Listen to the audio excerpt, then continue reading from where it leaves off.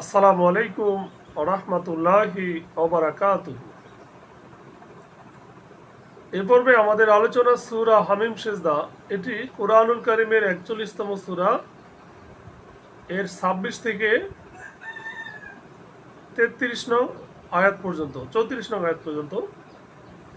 আলহামদুলিল্লাহ, সালাতু ওয়াস সালাম আলা রাসূলিল্লাহ ওয়া আলা আলিহি ওয়া সাহবিহি আজমাইন, আম্মা বাদ। আউযু বিল্লাহি মিনাশ শাইতানির রাজীম। বিসমিল্লাহির রহমানির রহিম। রব্বি ইশরাহ লি সাদরি ওয়া ইয়াসসির লি আমরি ওয়াহলুল উকদাতাম মিন লিসানি ইয়াফকাহু কাওলি। আয়াত ২৬ এরশাদ হচ্ছে, ওয়াকাল আল্লাযীনা কাফারু, আর কাফেররা বলে, কাদেরকে? তাদের অনুসারীদের, সাঙ্গপাঙ্গদের বলে, লা তাসমাউ লিহাযাল কুরআন, তোমরা এই কোরআন শ্রবণ করিবে না, অর্থাৎ কোরআনের আলোচনা শুনবে না, কোরআন শুনবে না। ওয়াল গাও, বরং সেখানে গোলমাল সৃষ্টি করো। ফিহি, কোরআনের ময়দানে, কোরআনের আলোচনায়। লাআল্লাকুম তাগলিবুন, তাহলে অর্থাৎ সম্ভবত তোমরা বিজয়ী হবে। নাউজুবিল্লাহ। অর্থাৎ কাফেররা, এটা কিন্তু এই বর্তমান সময়ের আলোচনা না।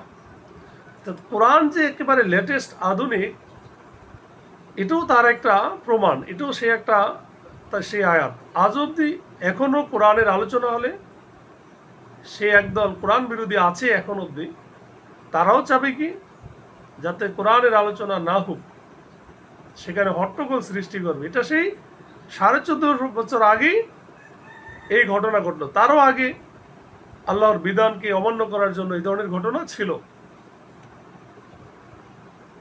শুধু তাই না, আল্লাহ বলেন ফালানুযীকান্না, সুতরাং আমরা আস্বাদন করাবই আল্লাযীনা কাফারু, যারা কাফের তাদেরকে অবশ্যই আমরা আস্বাদন করাবো আযাবান শাদীদা, কঠোর শাস্তি, কঠোর আযাব।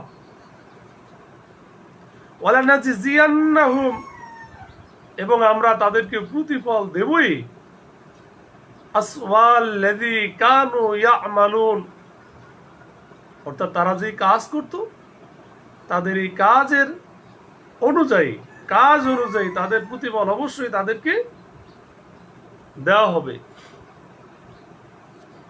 যালিকা জাযাউ আদাল্লাহিন নার,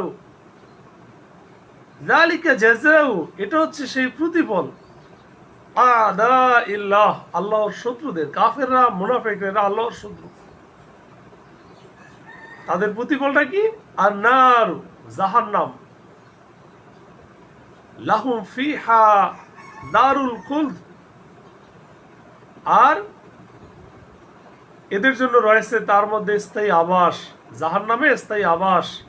জাযাআম বিমা কানু বিআয়াতিনা ইয়াজহাদুন, কেন এই আযাব, এই দারুল খুলদ কেন জাহান্নাম?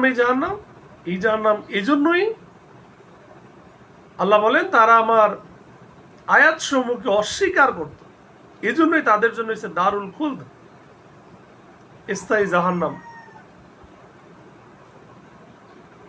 পাশাপাশি ওয়াকাল আল্লাযীনা কাফারু, কাফেররা আরো বলে, রব্বানা আরিনাল্লাযীনা আদাল্লানা, হে আমাদের রব,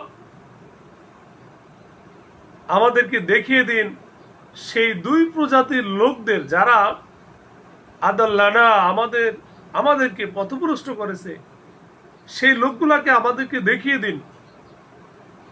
মিনাল জিন্নি ওয়াল ইনসি, দুই প্রজাতি বলতে একটা হলো জিন জাতি আর মানুষ জাতি, অর্থাৎ জিন আর মানুষ যারা আমাদেরকে আজ পথভ্রষ্ট করছে, জাহান্নামী করেছে, তাদেরকে একটু আমাদের দেখিয়ে দিন।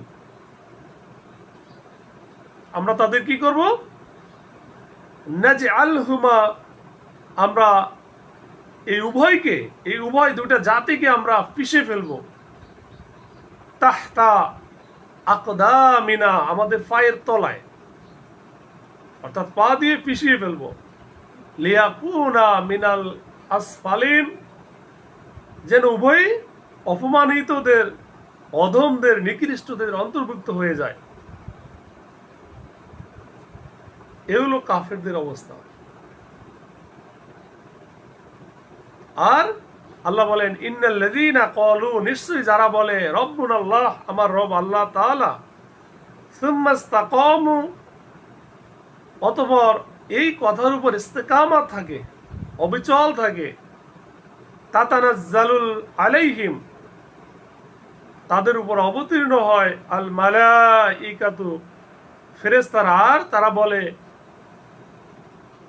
আল্লাহ তাখাফু, তোমাদের কোনো ভয় নেই। তাখাফ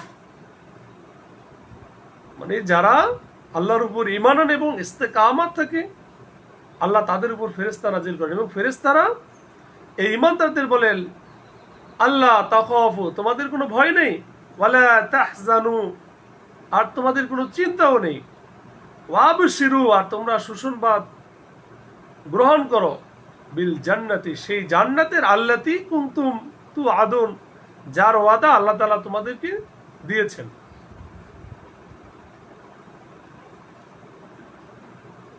তারা আরো বলবে নাহনু আউলিয়াউকুম, যে আমরা তোমাদের বন্ধু, ফিল হায়াতি দুনিয়া, এই দুনিয়ার জীবনে। ফেরেশতারা মুমিনদেরকে সুসংবাদ দিবে যে আমরা এই দুনিয়ার জীবনে তোমাদের বন্ধু, অফিল আখিরা, আর আখিরাতেও তোমাদের বন্ধু। সুবহানাল্লাহ।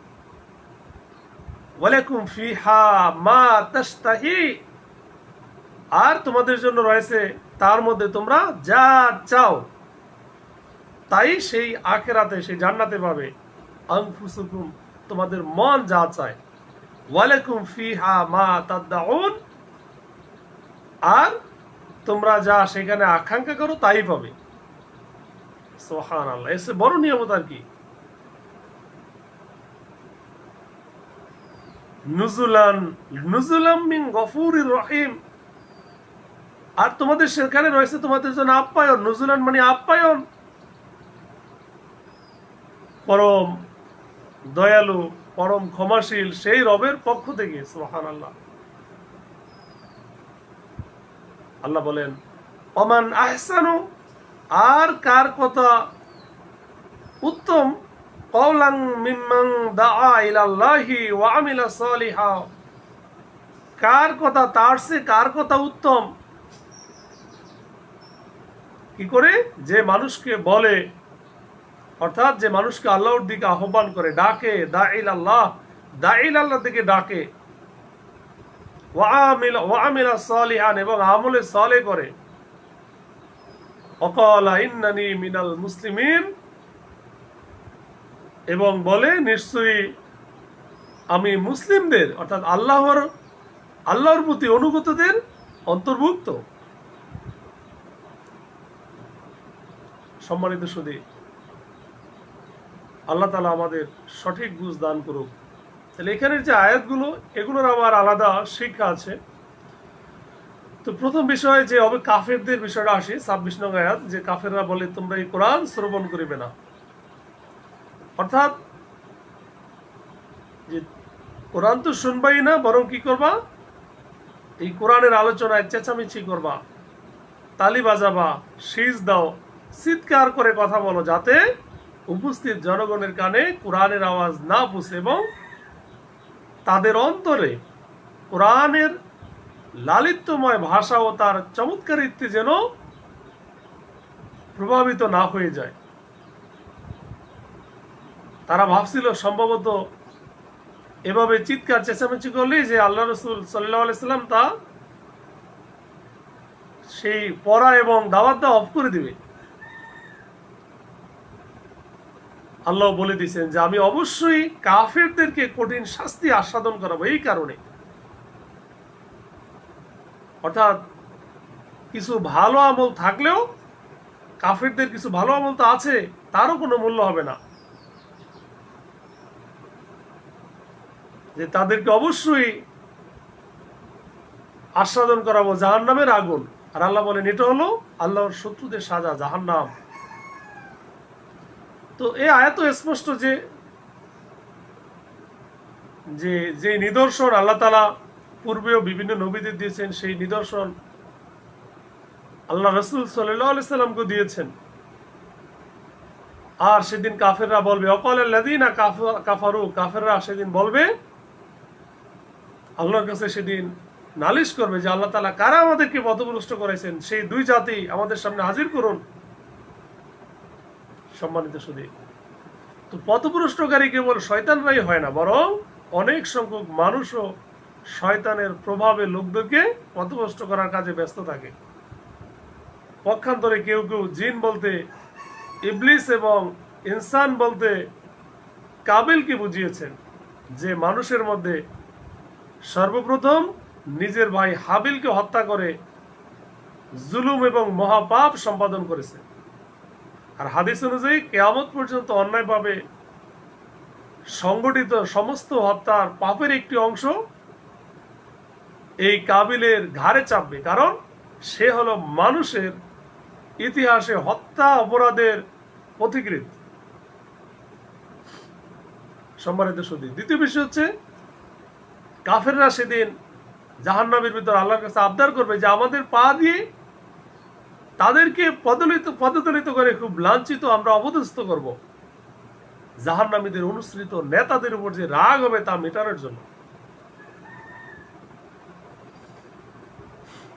এরপরে আবার আল্লাহ তাআলা বলেন, ইন্নাল্লাযীনা ক্বালু রাব্বুনাল্লাহ, নিশ্চয়ই যারা বলে যে আমার রব, আমাদের রব আল্লাহ, সুম্মা ইসতাকামু, এরপর এর উপর ইস্তেকামত থাকে। অর্থাৎ ইস্তেকামত মানে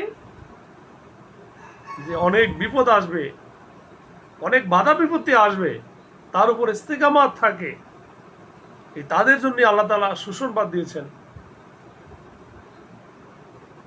এবং তাদের উপর আল্লাহ তাআলা ফেরেশতা নাজিল করবেন, আর ফেরেশতারা তাদেরকে আরো আশ্বাস দিবে যে আমরা তোমাদের দুনিয়ারও বন্ধু, আখিরাতেরও বন্ধু। সম্মানিত সুধী, আসুন আমরা সেই ঈমান আমরা ধারণ করি। আল্লাহ তাআলা আমাদের সেই তৌফিক দান করুক। আমিন। আখির দাওয়ানা আলহামদুলিল্লাহি রাব্বিল আলামিন। আসসালামু আলাইকুম ওয়া রাহমাতুল্লাহি ওয়া বারাকাতুহু।